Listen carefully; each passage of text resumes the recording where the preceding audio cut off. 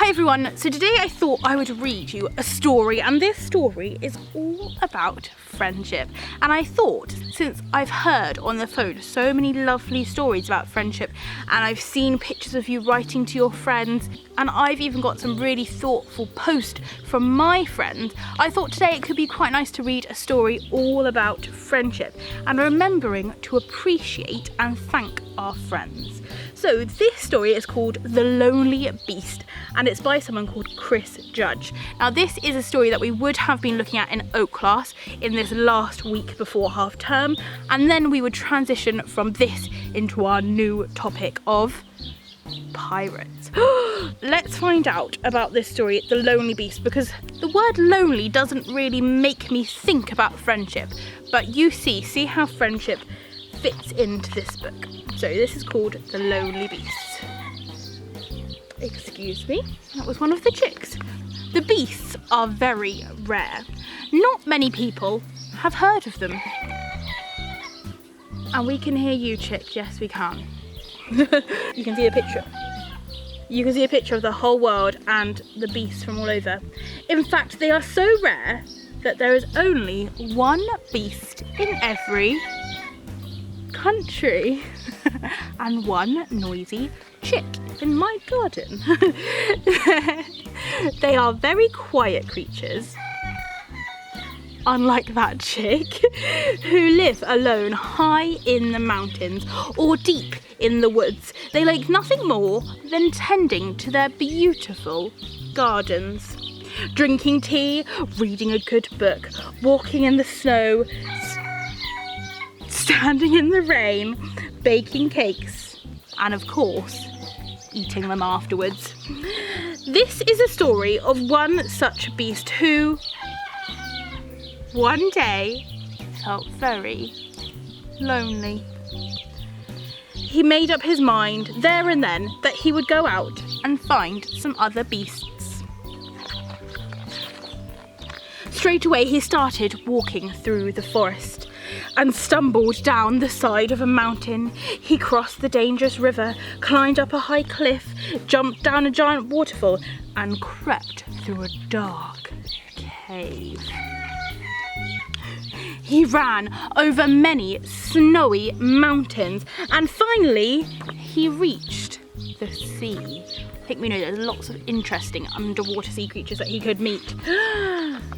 He jumped in and started to swim until he could no longer see land.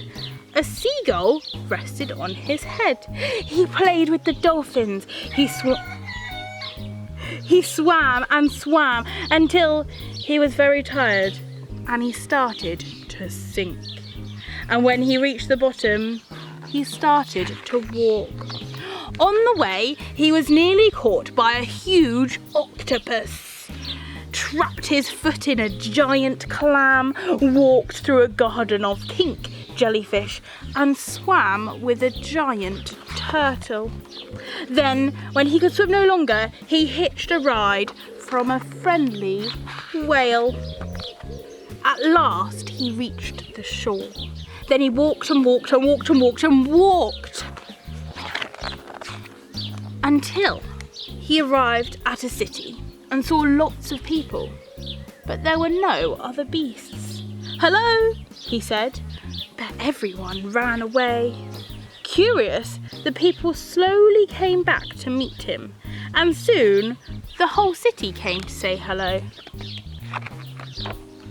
The people liked the beast so much that they let him have their big park. It wasn't long before the beast had made the park as beautiful as his garden. Every day, people came to visit him. He liked the people very much, but he was still very lonely. So he decided to talk on the radio and to the newspapers and on television about his great journey to the city and his search for other beasts. Suddenly, the whole world was talking about him. The beast, the beast, the beast, the beast, the beast, the beast, the beast. But still, he had not heard from any other beasts, and he started to miss his own garden.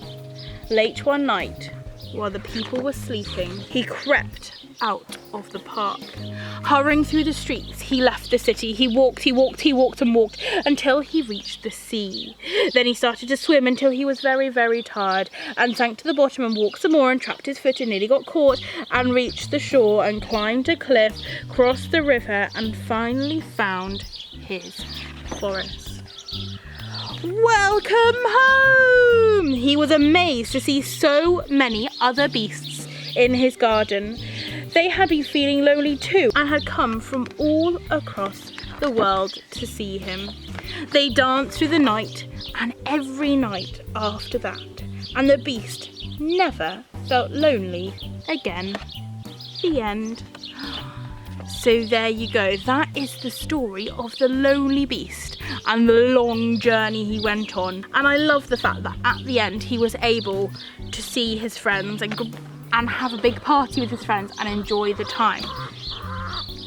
Now the thing I thought was really interesting is that it said that all of his friends, all of the other beasts, had been feeling lonely too.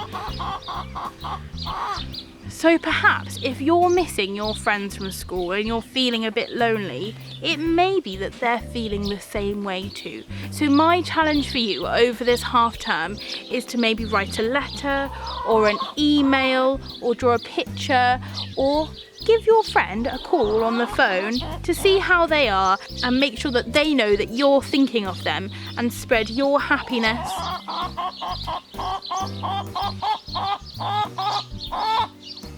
Hello? And spread your happiness all around to them as well. So thank you very much for listening. If you do have any questions or comments, please do them down below. If you'd like to show me a picture or send me an email about how you contacted your friend and what you did to show them that you care, you can of course send me an email. I'll leave my email address here for you, along with a noisy chicken. And we will see you really soon. Bye.